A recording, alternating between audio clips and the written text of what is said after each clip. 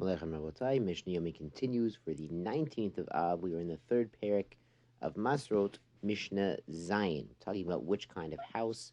Chatzer Gag is Kovea, the Chiyuv for Maaser, so no more snacking once you bring it into these places without taking all the tithes. So Mishnah Zayin, it's Tzrifin, the huts for hunters. Haborganin, the famous borganin. These are sheds that you build out in the field while you're working in your field. It's kind of temporary dwellings. Il courtyard. Il courtyard are like a hut you use in the summer for shade while you're out, making a picnic. Pitzuri, and these are not really kavua kinds of bite.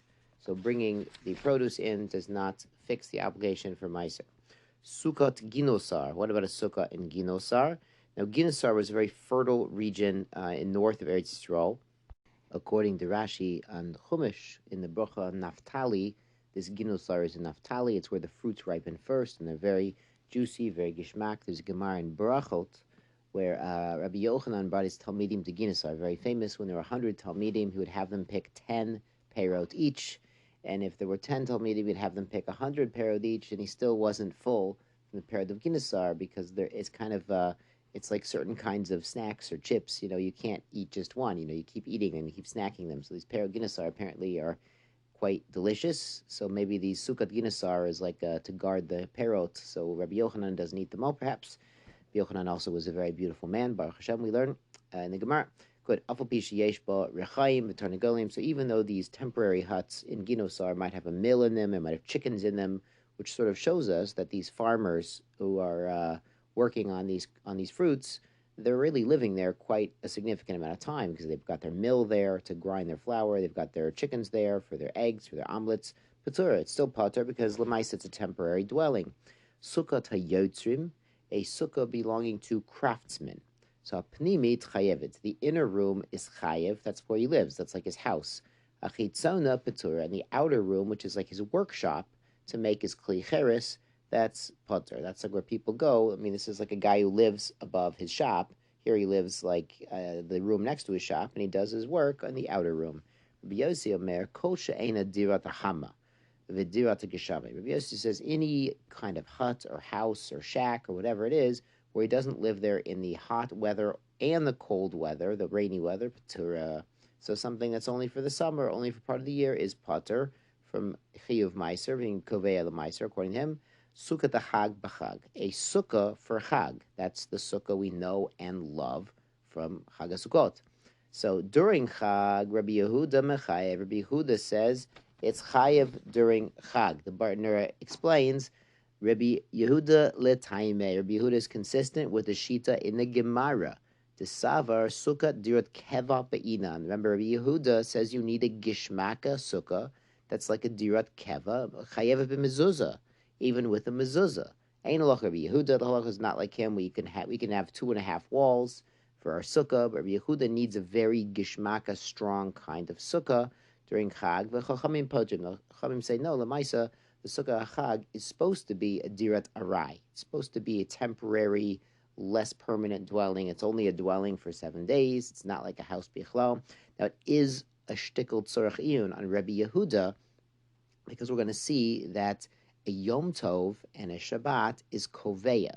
So even outside of a house or a chatzar, even anywhere, even traveling on the road, if it's Shabbat or it's Yom Tov, that's also koveya a chiyuv for maaser, no more snacking without taking tithes, even though lemaisa, he's not brought it into the house, he's still on the road, but on Shabbat and Yom Tov, every eating is koveya. So it's sorachiyun, so maybe he only means in Chol HaMoed, maybe it's not koveya, it's a bit sorachiyun. So if you have the time to check it out, God willing, check it out, why Rabbi Yehuda holds this way. Good. Mishnah Ches.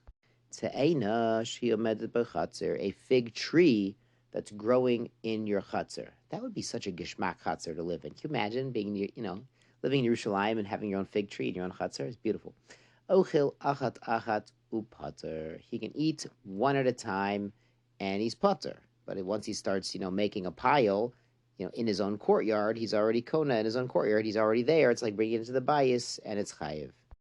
Ve'im tzeref chayev. But he makes a pile of figs within his own courtyard already. He's chayev and maaser. It's kaveh and maaser. No more snacks. Rabbi Shimon Omer Achad bimino, achad b'smalo, achad b'pfiv. Rabbi Shimon says he could take one in his left hand, one in his right hand, and hold one fig in his mouth, and he's still considered snacking. He's not making a pile of maaser. He has them separate. Alo the Rosha, if he goes up to the top of the fig tree, now he's out of the airspace of the chatzar. He's up in a tree. Mimole chaykev ochel. He could fill up his lap with figs. Fold your cloak up and grab a bunch of figs. And you're sitting in the top of the tree. You're not in your chatzar anymore. Now you're in your tree. It strikes me, Rabbosai, this might be the intent, having your own fig tree in your own chatzar. There's actually a pasuk in Micah in the fourth pasuk, v'yashvu ish tochat gavno tochat tenato, that in the future, in the messianic days, b'mheira b'yameinu, a man will sit under his grapevines and under his fig tree, right there in the chatzar, beautiful, v'ein macharid, and no one will intimidate him. No external forces will be, pushing on Am Yisrael, kifi Hashem zevakot diber, because the Lord of the hosts hath spoken. In that age, people will have their own, their own orchards, their own kerem, their own geffen, and no one will not going to be worried about stealing it. So maybe because no one's going to steal the produce, that even outside of the chatzah will be kovei l'maiser. So tzorchion, God willing, very soon we're going to ask Eliyahu and Navi all of our practical shilas. But you should know, Rabbosai, what we're doing right now, we're preparing for the time when we're going to be eating crops in Eretz Yisrael, we're going to have to know exactly what to do with our maaser and our truma and our matanot and everything else. So we are preparing right now for, God willing, very soon the Messianic redemption. Have a great day.